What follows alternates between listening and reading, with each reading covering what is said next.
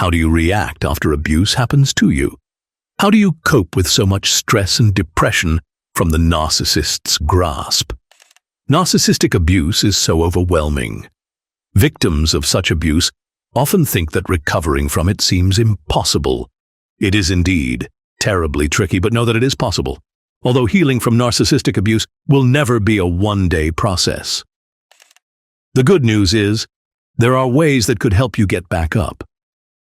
Watch this video until the end, as we show you 10 ways to heal from narcissistic abuse. Number 1. Acknowledge that the abuse took place. The one thing stopping most victims from healing is that they brush off the idea of abuse. They justify and cover it, they put up with it, and further abuses may happen.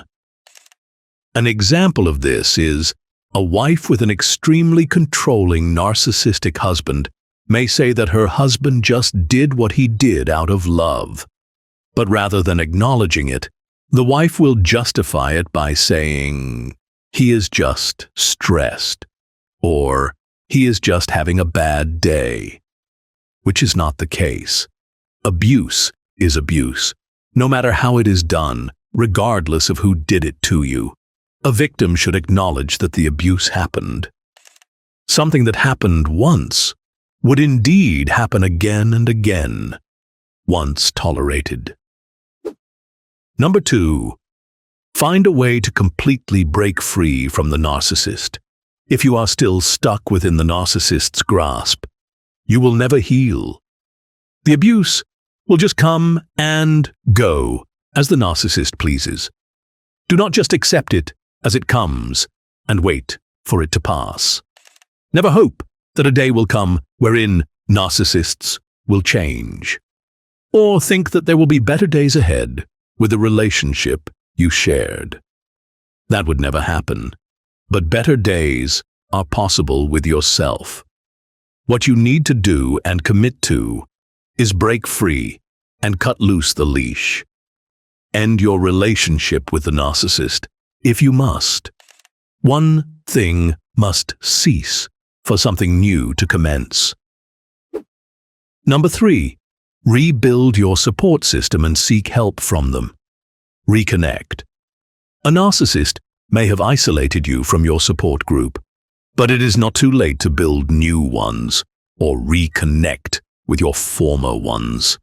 Most likely, narcissists are just planting ideas about them, not caring about you. Perhaps the truth is, they are just on the sidelines, waiting for you to make the first move of reaching out. Besides, there are always people who are willing to extend help. All you must do is ask. Find and join groups that have the same experiences as you. Then take a step towards the healing process together. It hits different when you have somebody who walks with you in your healing journey. Number 4. Express your emotions. Think of this. Ending your relationship with the narcissist and breaking free from them means freedom. It might be a positive loss on your end, but it cannot undo the abuse. Any victim who had undergone abuse would indeed feel intense emotions. Let the fierce emotions flow. Vent out all the heavy feelings. Cry if you are sad. Let yourself grieve. Be enraged if you are angry. Never deprive yourself of the right to be human. Bottling up or denying all your emotions would worsen or prolong the aftermath of the abuse. It would stop you from moving forward. It could even make you self-destruct. Number 5. Rebuild yourself. Many victims lose themselves during their relationships with narcissists. Victims tend to adjust their identities to suit the narcissist's standards, thinking and moving as they're told. Once they recognize the abuse, they become a stranger to themselves. If you are a victim, you may be faced with indecision. So, start with a few things in doing things your way. If you have forgotten the old you, make a new one. If you do not know what you like anymore, then discover new likes. Renew the foundation of your esteem and reclaim your well-being. Make it more robust and more impenetrable. Number 6. Draw lines. When someone breaks up with a partner, they block calls and messages. They unfollow social media accounts. They distance themselves. This is an appropriate response for victims of narcissistic abuse as well. If you aim to heal, avoid all contacts regardless if it is real or virtual. Set boundaries. Taping that yellow "do not cross" line is like protecting a crime scene. One must draw lines that cannot be crossed even by a tactful narcissist.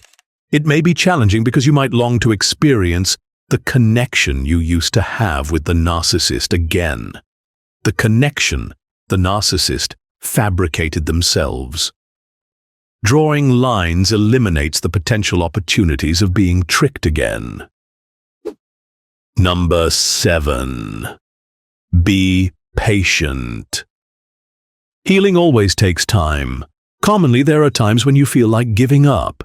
This is because progress may seem invisible, especially if the abuser retaliates or keeps on punishing. You might even lose track of where you're going. But if you only keep on moving forward, you will eventually get there somehow. Then one day, you will wake up remembering the abuse that took place, but you won't be fazed by it. Be patient with the process. Be patient with yourself. Forgive, but never blame yourself. Blaming yourself is like walking into the narcissist's trap again. Number 8. Think good thoughts. The abuse may cause you to feel devalued. Devaluation may push you to develop negative thoughts. Such thoughts then lead to emotional distress.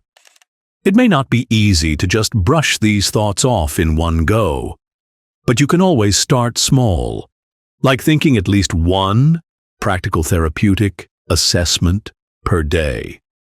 Then gradually increase the number of such thoughts as days pass by.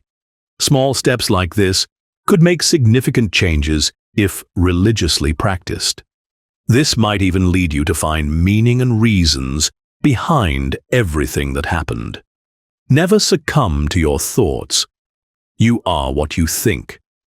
Feeding your mind with something good is a way to feel good. Number 9. Develop plans and look ahead. You can't choose where you come from, but it is your choice where to go from there. This phrase is what Charlie said in the movie, The Perks of Being a Wallflower.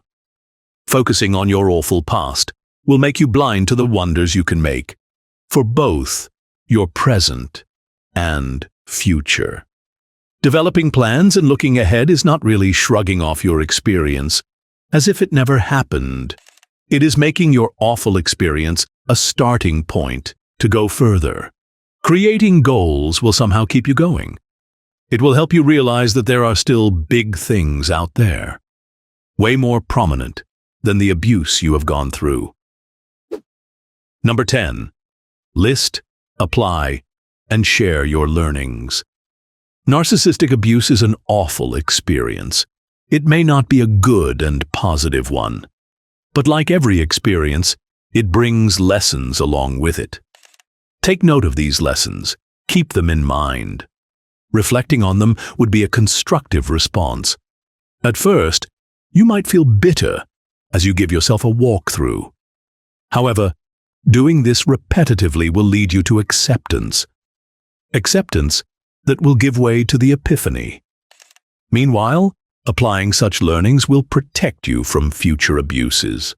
Lastly, sharing what you have learned will generate healing and perhaps end the stigma to yourself and other victims. Narcissistic abuse is highly damaging to the victim. Recovering from it may be an uphill battle, but remember that it is not out of reach. It could be holistically draining. All you must do is have the courage to start.